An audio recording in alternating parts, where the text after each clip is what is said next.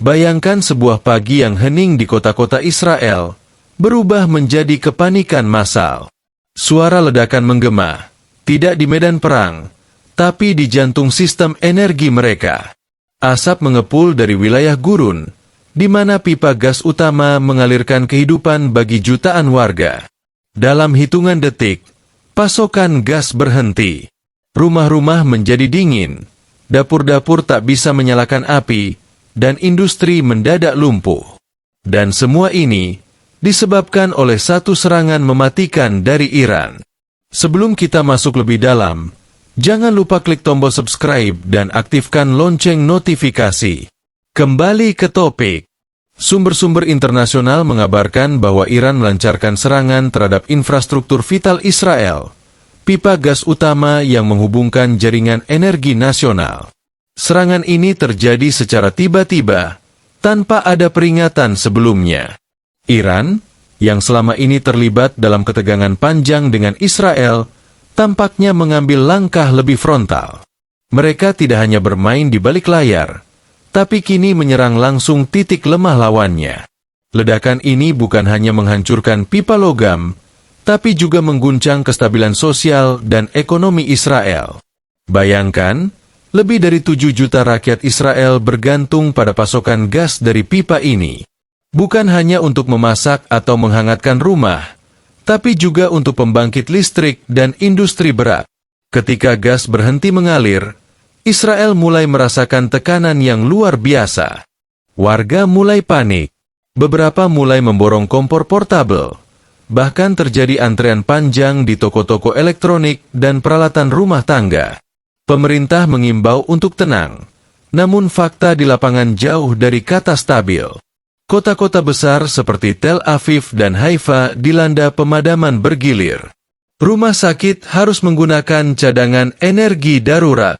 Bahkan, beberapa fasilitas kritis mulai mengalami kerusakan akibat kurangnya energi. Media-media Israel menyebut ini sebagai salah satu serangan paling strategis dalam sejarah konflik Iran-Israel.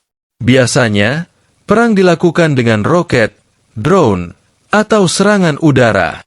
Tapi Iran memilih pendekatan yang jauh lebih cerdas dan menghantam langsung urat nadi kehidupan masyarakat.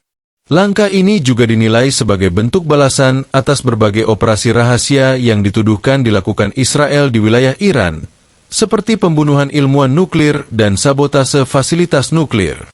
Iran rupanya tidak ingin terus bersabar. Mereka memilih waktu yang tepat untuk menunjukkan bahwa mereka juga bisa menyerang balik, dan kali ini dengan sangat efisien. Selain efek langsung pada kehidupan masyarakat, kerusakan ini memicu efek domino.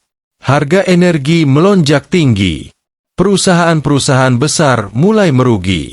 Investor asing menarik diri secara perlahan. Bahkan nilai tukar shekel Israel ikut melemah di pasar global. Negara itu seperti sedang dihukum oleh serangan yang nyaris tanpa pertumpahan darah, tapi sangat mematikan secara ekonomi. Di sisi lain, dunia memantau dengan cemas. Negara-negara sekutu Israel, seperti Amerika Serikat, menyatakan kecaman keras terhadap tindakan Iran. Namun Iran berdalih bahwa mereka hanya membela diri dari provokasi bertahun-tahun. Iran bahkan merilis pernyataan resmi, menyebut bahwa selama wilayah dan rakyatnya diancam, mereka berhak menyerang infrastruktur lawan. Serangan ini juga membangkitkan kembali wacana perang besar di Timur Tengah. Banyak analis menyebut bahwa serangan terhadap pipa gas bisa menjadi awal dari konflik berskala regional. Jika Israel membalas secara langsung, bukan tidak mungkin kawasan itu berubah menjadi ladang api yang lebih luas. Negara-negara Teluk, Eropa, dan bahkan Rusia mulai menimbang ulang posisi mereka. Sementara itu, rakyat kecil menjadi korban utama. Di jalanan Israel, ibu-ibu muda membawa anak kecil mereka keluar rumah untuk mencari tempat hangat. Di desa-desa sekitar jalur pipa, bau gas masih tercium menyengat, mengkhawatirkan risiko kebakaran susulan.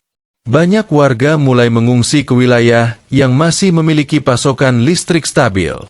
Kondisi ini seperti mengembalikan Israel ke zaman gelap, di mana semua tergantung pada bahan bakar dan cahaya lilin. pemerintah Israel menggelar rapat darurat nasional. Mereka membahas solusi cepat, tapi tampaknya tidak ada perbaikan dalam hitungan jam atau hari.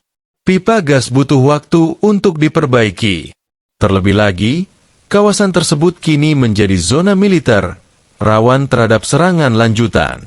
Beberapa pihak bahkan mendesak agar Israel segera mengadakan gencatan senjata agar bisa fokus menyelamatkan rakyat. Disinilah muncul dilema besar. Israel dikenal dengan respons militer yang agresif. Namun kini, ketika rakyat sendiri menderita, apakah mereka masih akan memilih jalan kekerasan? Atau akankah mereka membuka jalur diplomasi? Meskipun dengan negara yang selama ini mereka musuhi, banyak rakyat Israel mulai mempertanyakan kebijakan luar negeri negaranya. Mereka bertanya-tanya, apakah konfrontasi terus-menerus dengan Iran adalah keputusan tepat? Atau justru menjadi bumerang yang kini memukul balik mereka sendiri? Para aktivis mulai turun ke jalan, membawa poster bertuliskan, "Kami butuh gas, bukan perang." Sementara itu, Iran justru dipuji oleh kelompok-kelompok perlawanan lain di wilayah Timur Tengah.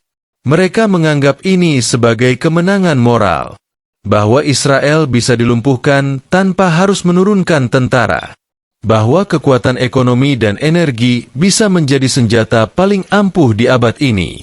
Serangan terhadap pipa gas ini mengajarkan kita banyak hal, bahwa perang di zaman modern bukan hanya soal rudal dan tank, tapi soal teknologi, energi, dan kecerdikan.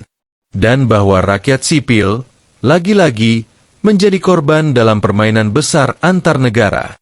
Dunia kini menunggu, apakah Israel akan membalas serangan ini? Ataukah mereka akan fokus menyelamatkan rakyat yang kini hidup dalam kegelapan? Semua keputusan kini berada di tangan para pemimpin, tapi dampaknya akan dirasakan oleh rakyat kecil. Terima kasih sudah menonton. Sampai jumpa di video berikutnya.